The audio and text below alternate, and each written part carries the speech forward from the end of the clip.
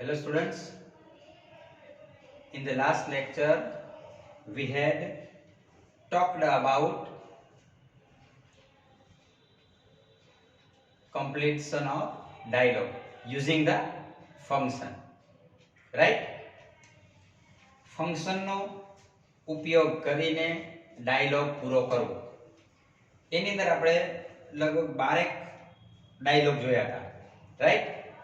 તો આજે આપણે પેજ નંબર 52 ઉપર 13મો જે ડાયલોગ આપ્યો છે એની આપણે ચર્ચા કરીએ, રાઈટ? ઓકે, ચલો.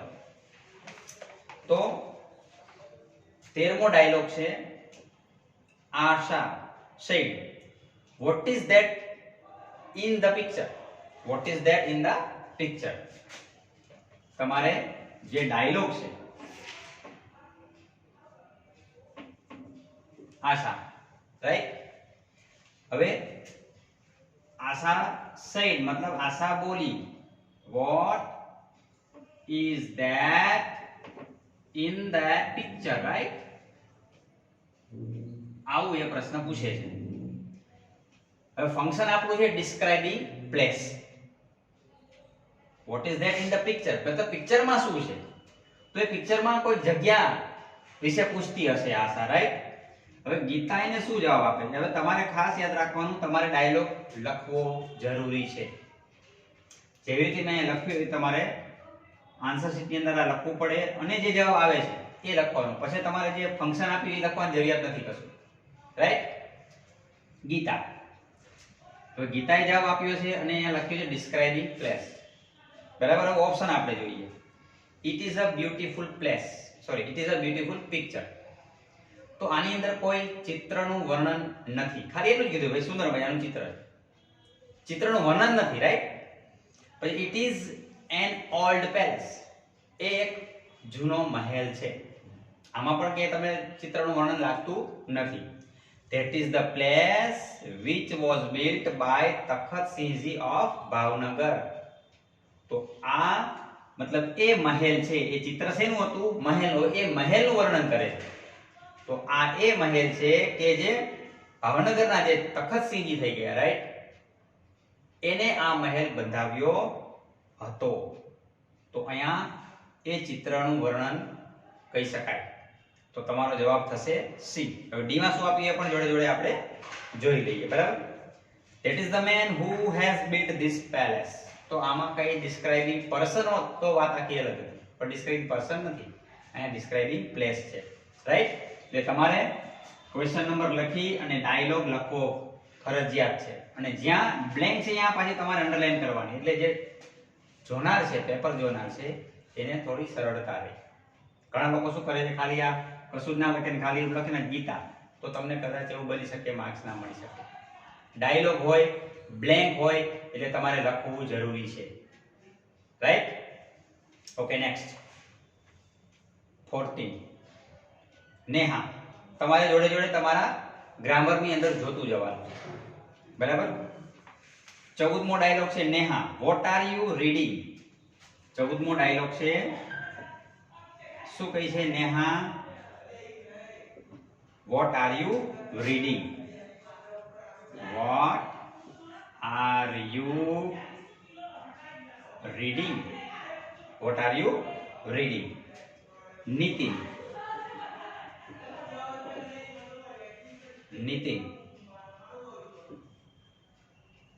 describing thing, describing thing મતલબ વસ્તુનું વર્ણન. જે વસ્તુ એ વાંચી રહી છે, વાંચી રહ્યો છે, એ શું છે એનું તમારે વર્ણન કરવાનું. તો એ જોઈએ આપણે, મતલબ એક વાંચી રહ્યો એટલે ઇટ મીન્સ કે કઈ ચોપડી હોવી જોઈએ, રાઈટ? તો એ This is a book that tells you about our freedom struggle. Describing thing કીધું છે, યાદ રાખજો.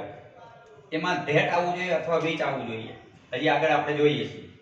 આ એ ચોપડી છે કે જે આપણને આપણી જે આઝાદીની જે ચળવળ હતી, રાઈટ, એના વિશે આપણને કહે છે. આગળ, ઇટ ઇઝ અ બુક, આ ચોપડી છે તો કાંઈ એ વસ્તુનું વર્ણન લાગે જ તમને નથી લાગતું. I got this book from the library. હું આ બુક લાઇબ્રેરીમાંથી લાવ્યો છું. આમાં પણ કઈ વસ્તુનું વર્ણન લાગતું નથી. It is my book. એ મારી ચોપડી છે.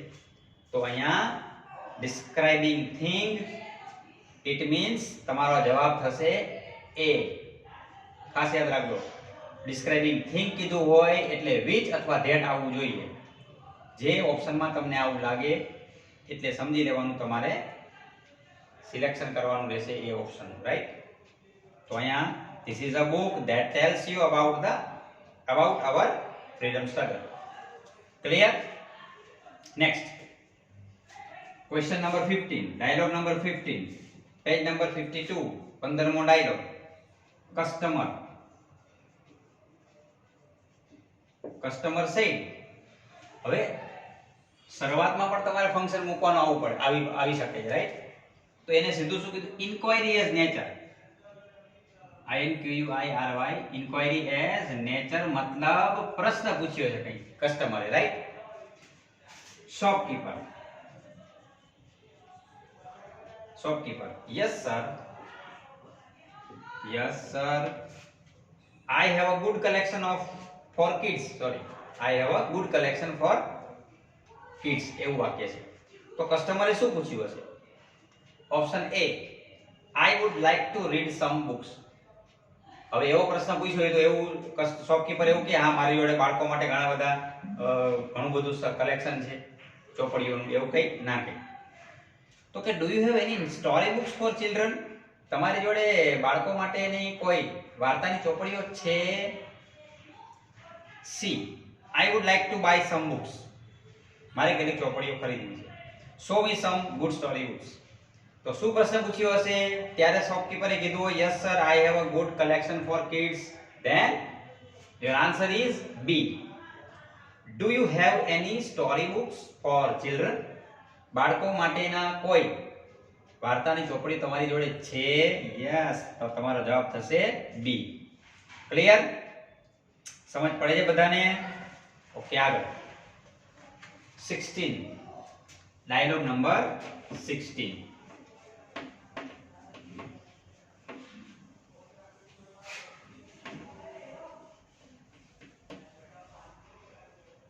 સોળમો ડાયલોગ. Priya,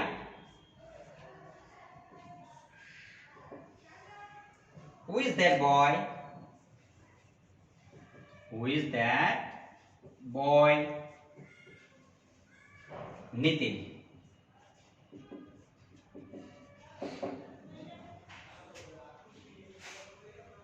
describing person. આપણું ફંક્શન શું છે? describing function. describing person. આપણું ફંક્શન શું છે? describing person. I'm very sorry. Clear?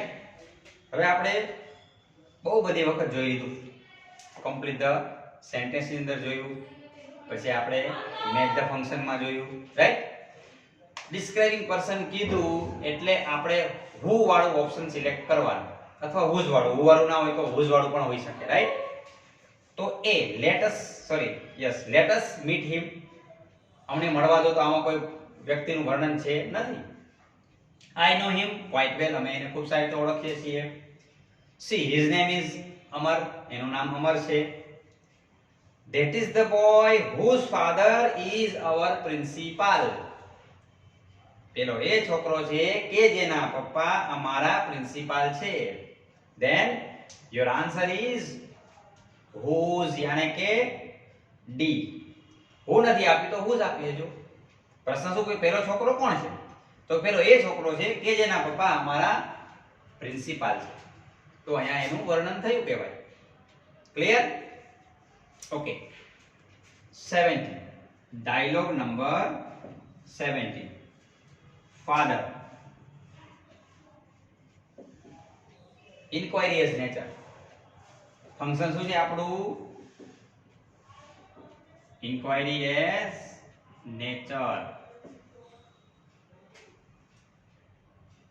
Nisha, from the 15th March.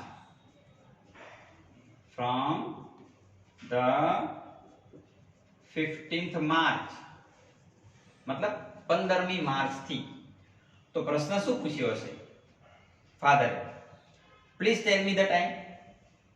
મહેરબાની કરીને મને સમય કે, એવું કે ના કે. Where are you going to, ક્યાં જઈ રહ્યો છે? When do your exams begin, તારી પરીક્ષા ક્યારથી શરૂ થાય છે? D, I hope you are studying well. તો પપ્પાએ શું પૂછ્યું હશે? ત્યારે નીતિને કીધું હોય ફ્રોમ 15th માર્ચ કે ભાઈ તારી પરીક્ષા ક્યારથી શરૂ થાય છે? તો when do your exams begins, યાની કે તમારો જવાબ થશે C. Right. Next question number 18, dialogue number 18, 18મો dialogue. Lalit. Lalit, since when have you been learning Sanskrit? તું સંસ્કૃત ક્યારથી ભણી રહ્યો છે અથવા ક્યારનો ભણી રહ્યો છે?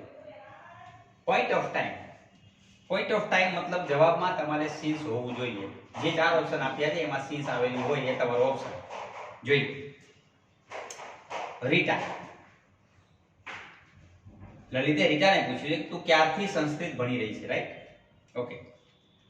એ, I like to learn Sanskrit, મને સંસ્કૃત શીખવું ગમે છે. તો આ એનો જવાબ છે નથી.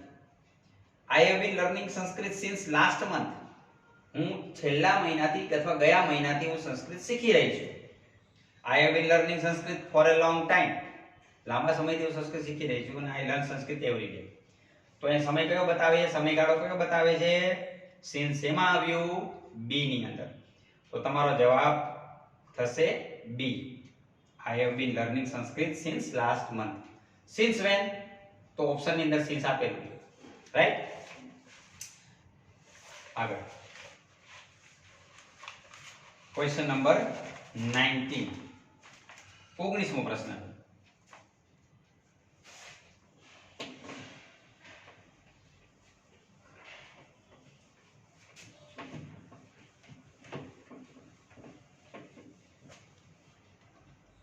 ઓગણીસમો પ્રશ્ન છે, page number 53. Father, what are the children doing? What are the children doing? Function આપણું છે duration of time. Duration of time. duration of time. mother, હવે મધરે જવાબ શું આપ્યો? ફંક્શન સોરી આપણું છે ડ્યુરેશન ઓફ ટાઈમ. અહીંયા મધરમાં ફંક્શન છે duration of time. Okay. A, they have been playing chess for an hour now, 1 કલાકથી એ ચેસ રમી રહ્યા છે. બી, they have been playing chess since morning, they are playing, I have not seen them for a long time, મેં એને ઘણા સમયથી જોયા નથી. તો તમારો જવાબ ડ્યુરેશન ઓફ ટાઈમ મતલબ જવાબમાં 4 આવવું જોઈએ. તો 4 વાળા ઓપ્શન બે છે, એ પણ છે અને ડી પણ છે. તો બાળકો શું કરી રહ્યા છે? તો બાળકો છે એ કલાકથી ચેસ રમી રહ્યા છે. તો તમારો જવાબ છે એ, they have been playing chess for an hour now. Right. Since when હોય તો સિન્સ વાળું ઓપ્શન, ડ્યુરેશન ઓફ ટાઈમ વાળું હોય તો 4 વાળું ઓપ્શન. યાદ રાખો. Next question number 20. Question number 20, Pooja. What is that? What is that? मतलब પેલું શું છે? Ali. describing place. describing place મતલબ જગ્યાનું વર્ણન. What is that? Ali describing place. A I like this spot. તો એમાં કઈ જગ્યાનું વર્ણન છે? નહીં. મને આ કિલ્લો ગમે છે. B it has been here for a long time. તે અહીં ઘણા સમયથી છે. C it is a fort. આ કિલ્લો છે. That is Raigad, the strongest fort which was built by Shivaji. તો તમારો જવાબ થશે ડી. કેમ? તો કે જગ્યાનું વર્ણન માત્ર ને માત્ર એક જ ઓપ્શનમાં છે અને એ ઓપ્શન છે આપણો ડી. પ્રશ્ન શું પહેલું શું છે? તો કે એ ભાઈ રાયગઢ છે કે જે સૌથી મજબૂતમાં મજબૂત કિલ્લો છે કે જેનું બાંધકામ શિવાજીએ કર્યું હતું. રાઈટ? બાંધકામ કેને કર્યું હતું? શિવાજીએ. તો તમારો જવાબ ઓપ્શન થશે D. Right? Question number 21. Heta. Hi Mayur. Hi Mayur. Meet my cousin Yash. Meet my cousin. Meet my cousin Yash. Mayur.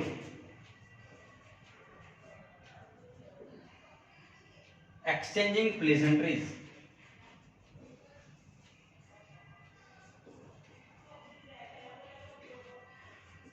Exchanging pleasantries. તો એક્સચેન્જિંગ પ્લેઝન્ટ્રીઝ આપણે જોઈ ગયા છે. તો શું કીધું હશે? Hi meet my cousin yes. Where does he study? પાછો સામે કોઈ પ્રશ્ન પૂછે? ન પૂછે. Does he stay with you? તમારી જોડે રહી છે. Hi yes nice to meet you. Yes I have met him. શું કહે છે? Hi yes nice to meet you. કોઈ વ્યક્તિ કોઈનો ઇન્ટ્રો કરાવે તો શું કહે છે? Nice to meet you. તો તમારો જવાબ થશે અહીંયા C. Hi yes nice to meet you. Right? Okay. Last dialogue 22.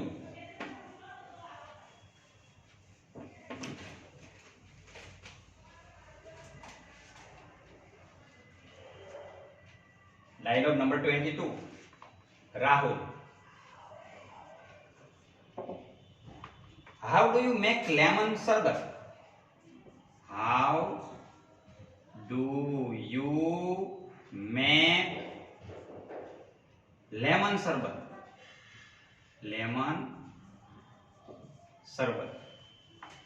Priya. Describing process. Process એટલે આપણે ખબર છે વાક્યની શરૂઆતમાં ક્રિયાપદ આવવું જોઈએ. ચાર ઓપ્શન આપ્યા છે. A. Take a glass of water, add some sugar, squeeze a lemon and stir it well. मतलब એક ગ્લાસ પાણી લે, એમાં થોડી ખાંડ નાખ, એમાં લીંબુ નીચો અને સ્ટીર મતલબ હલાવવું, એને સારી રીતે હલાવો. બી with a lemon, you should ask mother, તારે મમ્મીને પૂછવું જોઈએ, I will make lemon શરબત for you.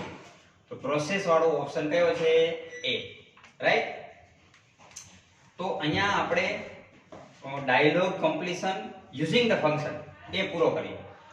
3 માર્ક્સ છે. 3 માર્ક્સ ટોટલ તમારે આ ટોપિક આમ જોવા જઈએ તો ઓલ ઓવર આપણે 9 ગુણનો થયો. કઈ રીતે? એક તો મેચ ધ ફંક્શન, એમાં પણ આવી વસ્તુ છે બધી. કમ્પ્લીટ ધ સેન્ટેન્સીસ, એની અંદર પણ આ જ બધી વસ્તુ છે. અને કમ્પ્લીટ ધ ડાયલોગ. તો 9 ગુણ છે તમને લોકોને આની અંદર આવી શકે છે. રાઈટ? એક વખત બધાએ આનું રિવિઝન કરી દેવું. બરાબર? તો અહીંયા આપણે ફંક્શનનો આ જે ટોપિક છે એ આપણે અહીંયા પૂરો કરીએ છીએ. બરાબર? તો કમ્પ્લીટ ફંક્શન અહીંયા આપણે પૂરું કરીએ. ઓકે, ચલો બાય, ટેક કેર.